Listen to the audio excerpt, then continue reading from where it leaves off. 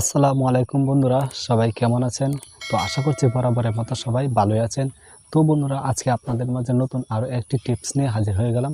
তো টিপসটি হচ্ছে আমাদের লাইকি আইডির নেম এবং আইডি নাম্বার এবং প্রোফাইলের যে ফটোটা আছে তো সেইগুলো কিভাবে চেঞ্জ করতে হয়, এই তিনটি বিষয় নিয়ে আজকে আপনাদেরকে দেখাবো। ঠিক আছে? তো এই তিনটি বিষয় কিভাবে করতে হয় তা আজকে আপনাদেরকে সম্পূর্ণ দেখিয়ে দেব। তো আপনারা দেখতেছেন এসকে টেক বস, আপনাদের সাথে আছে আমি এসএম সুলতান। তো মূল ভিডিও শুরু করার আগে আপনাদের কাছে ছোট্ট একটি রিকোয়েস্ট, যারা এখনও আমার এসকে টেক বস চ্যানেলটি সাবস্ক্রাইব করেননি এখনই সাবস্ক্রাইব করে ফেলুন, আর যারা ইতিমধ্যে করে ফেলেছেন তাদেরকে অসংখ্য ধন্যবাদ। তো বেশি কথা না বাড়িয়ে চলে যাই ভিডিওর মূল টপিকে। Let's go.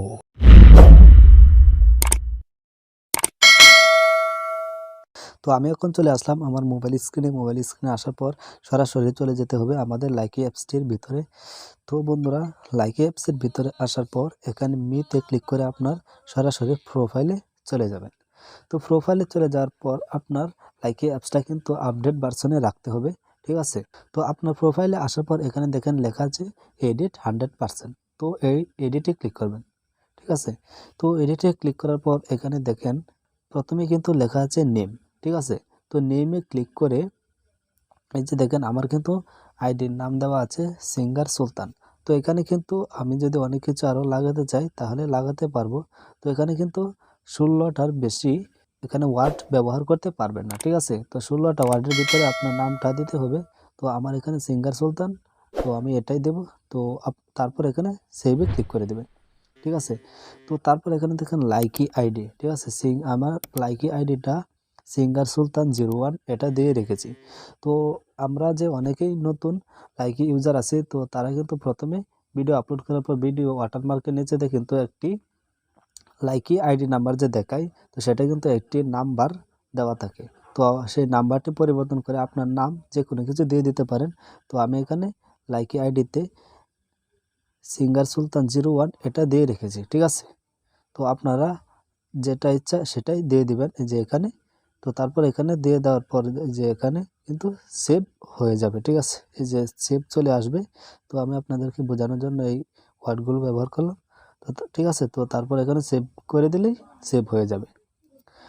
তো তারপর যেটা হচ্ছে আপনাদেরকে, তো সেটা হচ্ছে চেঞ্জ অ্যাভাটার, মানে আপনার লাইকি প্রোফাইলের পিকচার চেঞ্জ।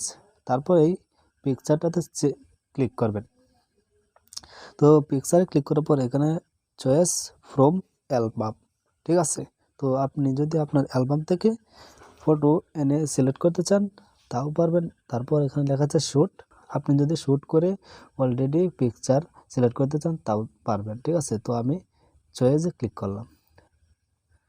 তো বন্ধুরা, চয়েসে ক্লিক করার পর এখানে অ্যালবামে ক্লিক করে,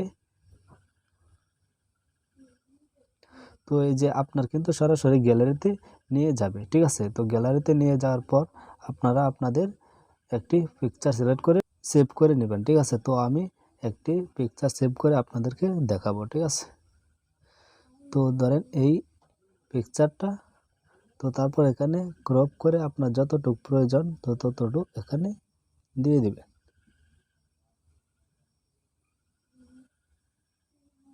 তো আমি যতটুকু প্রয়োজন দিয়ে দিতেছি।